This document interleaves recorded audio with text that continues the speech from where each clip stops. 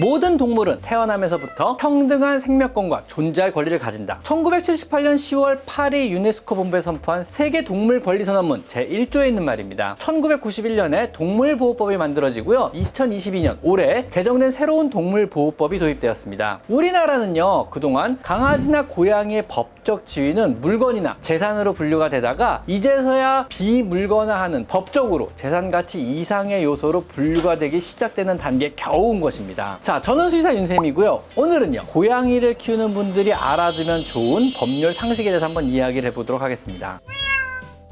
자, 먼저 첫 번째는 책임비 문제인데요. 간혹 길냥이를 구조하고요, 학대 방지나 무책임한 입양을 방지하기 위해서 소위 책임비를 요구하기도 합니다. 그런데 과연 이것은 합법일까요? 사실 이것은요, 현행법상 책임비를 요구하는 구조자도 또 책임비를 주고 고양이를 데리고 오는 입양자분에게도 모두 불법입니다. 현행법에서는요, 유기동물 혹은 유실동물을 죽이거나 판매할 목적으로 포획하는 행위를 금지하고 있습니다. 이것은 유기동물을 보호하려는 취지의 법안인데요. 책임비 역시 법적으로 대금을 지불하는 행위의 하나이기 때문에 판매로 보는 것입니다. 즉, 현행법상 유기동물의 판매라는 학대 행위로 규정하고 판매자와 구매자 모두가 법적으로 처벌을 받을 수가 있는 겁니다. 또한 동물 판매업을 등록하지 않고 유기동물 구조자가 유기동물을 분양하여 책임비를 받는 경우에는요, 구조한 분과 입양자분 모두 500만 원 이하의 벌금에 처해질 수 있다고 하니까 조심해야 될 필요는 있을 것 같습니다. 책임비라는 취지에는요, 전적으로 저도 동감합니다. 법이 현재 우리의 삶의 모든 부분을 합리적으로 반영하지 못함 역시 사실입니다. 그렇지만은요, 형식적인 법이라도 그 법 한 줄이 만들어지기까지 많은 고민이 있었을 것입니다. 이번 기회에 책임비라는 의미를 다시 한번 생각해 볼 필요도 있을 것 같습니다. 다음 두 번째는 길냥이 학대에 관련된 법률인데요. 얼마 전 DC인사이드라는 인터넷 커뮤니티에 길냥이를 잔인하게 살해한 영상이 올라왔습니다. 또 종종 SNS를 통해서요, 길냥이를 사냥하거나 학대하고 살해하는 잔인한 영상이 올라오기도 합니다. 그럼 동물보호법이 엄연히 존재함에도 이런 잔인한 학대 행위가 끊이지 않는 이유는 무엇일까요? 우리의 동물보호법 8조 1항은요, 동물을 잔인한 방법으로 죽음에 이르게 하는 행위를 금지하고요, 이를 어길 시 3년 이하의 징역이나 3천만 원 이하의 벌금에 처한다고 규정되어 있습니다. 생각보다 동물보호법은 무르지 않고요, 법률 자체 처벌 규정은 가볍지 않게 이미 만들어져 있는 것입니다. 하지만 대부분의 강아지나 고양이를 잔인한 방법으로 죽이거나 학대하는 행위에 대한 법률적 양형을 보면은요, 500만 원 이상의 벌금은 찾아보기 힘들고요, 징역형 역시 집행유예가 선고되는 것이 대부분을 차지하며 실제로 실형에 이르는 경우는 없습니다. 즉, 동물보호법이 정한 학대 행위에 대한 처벌 규정은요, 절대 약하지 않으나 문자로만 존재할 뿐이고 실제 법원에서 내리는 선고는요, 너무 약한 솜방망이 처벌이 이루어지고 있는 것입니다. 이것은요, 법 자체는 선진국형의 앞선 현실을 반영하고 있지만은요, 선고를 하는 판결의 내용은요, 아직 사회적 분위기나 사람들의 인식의 변화를 따라가지 못한다고 생각합니다. 동물학대가 없어지기 위해서는요, 강력한 법 개정이 필요한 것이 아니고요, 사회적인 교육과 합의, 전반적인 인식의 변화가 필요하다고 생각합니다. 또한 현재 존재하는 법을 바꾸는 것이 아니라요, 법의 실효적인 적용 역시 사람들의 인식의 변화를 이끌 수 있다고 생각합니다. 동물학대를 한다면은요, 3천만 원의 벌금이나 3년의 징역형을 살게 한다면은요, 이게 정말 큰일이구나라고 생각하지 않을까요? 다음 세 번째로 종종 주변에서 있는 문제인데요. 아파트에서 반려동물을 못 키우게 하는 것은 합법일까요? 2021년 통계청에서 발표한 인구 총조사에서요, 국내 반려동물을 키우는 가구는요, 전체 가구 중에 무려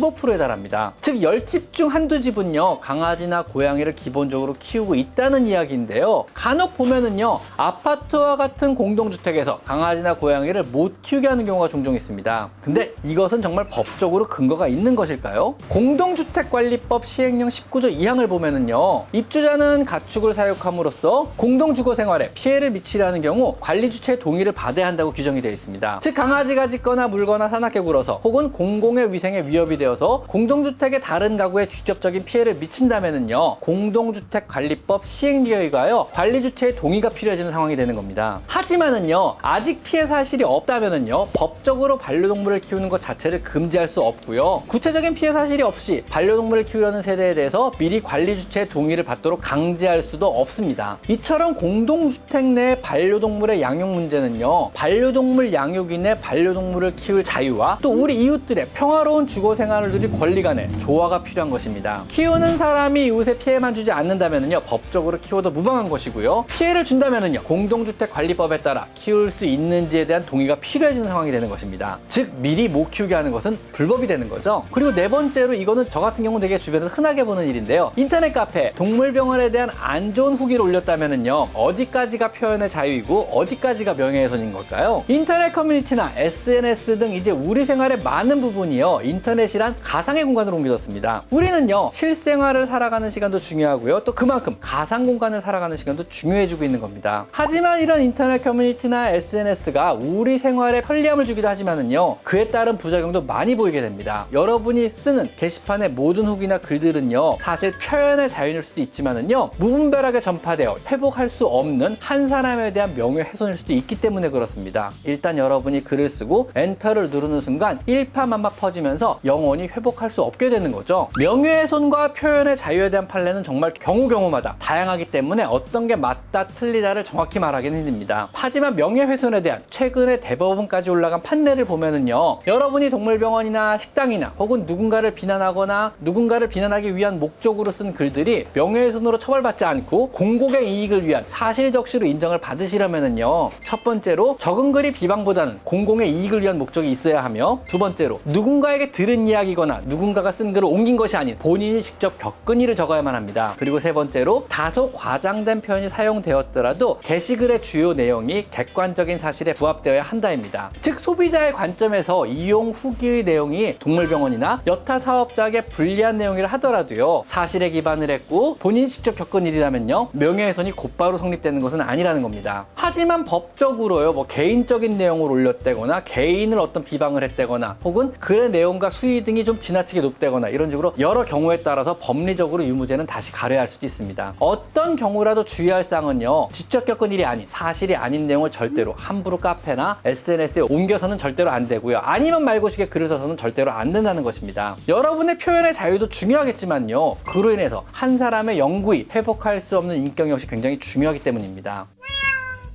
자, 어떠셨나요? 오늘 법과 관련된 이야기는 흥미로우셨나요? 오늘의 내용은요, 법무법인 헤리티지에서 출간한 수의사라면 꼭 알아야 할 법률 상식이란 책의 내용 중에서 여러분에게 도움이 될 만한 내용을 정리하여 만들어 봤습니다. 자, 지금까지 저는 수의사 윤쌤이었고요. 오늘은요, 여러분이 알았으면 좋을 만한 법률 상식에 대해서 한번 이야기를 나눠봤습니다. 자, 오늘은 여기까지 마이펫 상담소였습니다. 감사합니다.